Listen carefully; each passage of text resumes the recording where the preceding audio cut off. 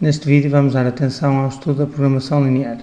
Na fotografia encontra-se George Dantzig, que foi um matemático dos Estados Unidos que é considerado hoje como sendo o pai da programação linear. Bem, na altura da Segunda Grande Guerra, George Dantzig trabalhava no Pentágono. Os Estados Unidos encontravam-se em guerra contra o Japão, a Alemanha e a Itália. E sempre que um país está em guerra, existe a preocupação máxima de gerir o melhor possível todos os recursos que possuem.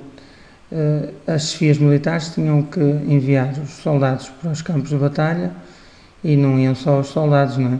Era preciso mandar as munições, veículos, o apoio aéreo, uniformes, rações, enfim, tudo que envolve a logística de um combate. Podemos perceber que realmente as coisas nunca poderiam correr bem se ao longo de uma batalha, não é? Durante os meses todos que os soldados se encontram na frente, se acabarem as munições ou as rações, não haverá grande possibilidade de vitória. Portanto, todas as decisões que eram tomadas não eram tomadas de ânimo leve. O envio dos recursos tinha que obedecer a um estudo prévio. Ora, a equipa que o George Dantzig integrava fornecia os relatórios sobre os quais as chefias militares apoiavam as suas decisões. Durante a Segunda Guerra Mundial, ele criou o seu método simplex, que publicou mais tarde, quando a guerra terminou.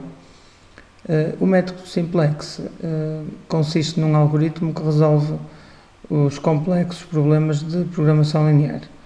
Portanto, num problema de programação linear podem existir até centenas de variáveis e este algoritmo trabalha com essas variáveis, estabelecendo relações lineares entre as variáveis, não é?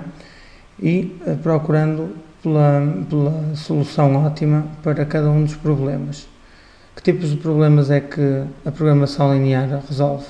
Bem, problemas de estabelecimento de percursos mínimos, de planeamento de chamadas telefónicas, de planificação de voos comerciais, construção de horários eficientes. Portanto, isto só para nomear algumas das aplicações que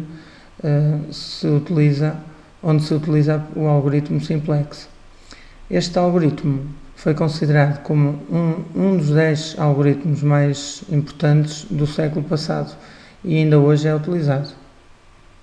Chama-se programação linear, conforme disse, é este ramo da matemática, porque os problemas que estuda são resolvidos estabelecendo relações lineares entre as variáveis, procurando que essas relações nos conduzam à solução ótima do problema.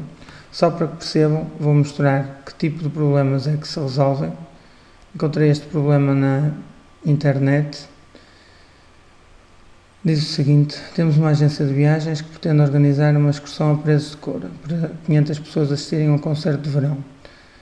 Eles têm que alugar autocarros e a empresa de caminhonagem deu-lhes as seguintes condições: têm 7 autocarros de 50 lugares, 15 autocarros de 30 lugares, o aluguer de um autocarro dos grandes custa 1000 euros e um dos mais pequenos custa 450 euros.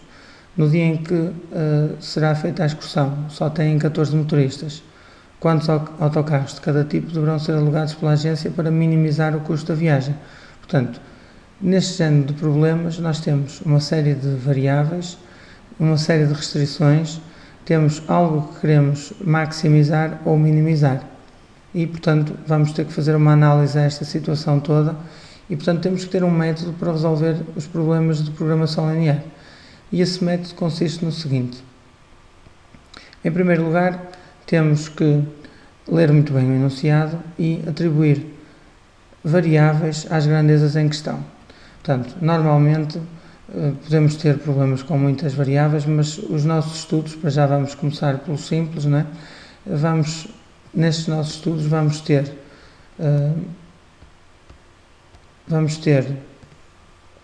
apenas duas variáveis.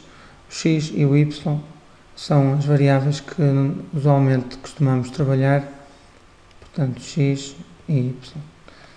Depois de atribuir variáveis às grandezas em questão, Trata-se de estabelecer uma série de restrições ou de as interpretar, que elas já se encontram no enunciado, e tentamos representá-las matematicamente através de inequações. Portanto, expressões do género ax mais by menor ou eventualmente maior do que um determinado c. Portanto, as restrições vão ter este aspecto que está assim aqui. De seguida, todas essas restrições, que são inequações, podem ser representadas geometricamente através da forma de um domínio plano. Como estas expressões são semiplanos, a sua fronteira é uma reta, a interseção desses domínios planos, desses semiplanos, aliás, normalmente dão origem a um polígono, dão origem a uma região que pode ser finita ou infinita. Nós primeiro vamos tratar dos mais simples, das que têm a região finita.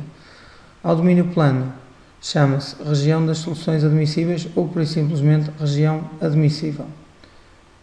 O passo seguinte consiste na determinação dos vértices dessa região e, para isso, intersetamos as fronteiras duas a duas, porque se isto é a inequação, a fronteira, portanto, se isto representa um semiplano, a fronteira do semiplano será uma reta e essa reta terá a equação ax mais by igual a c.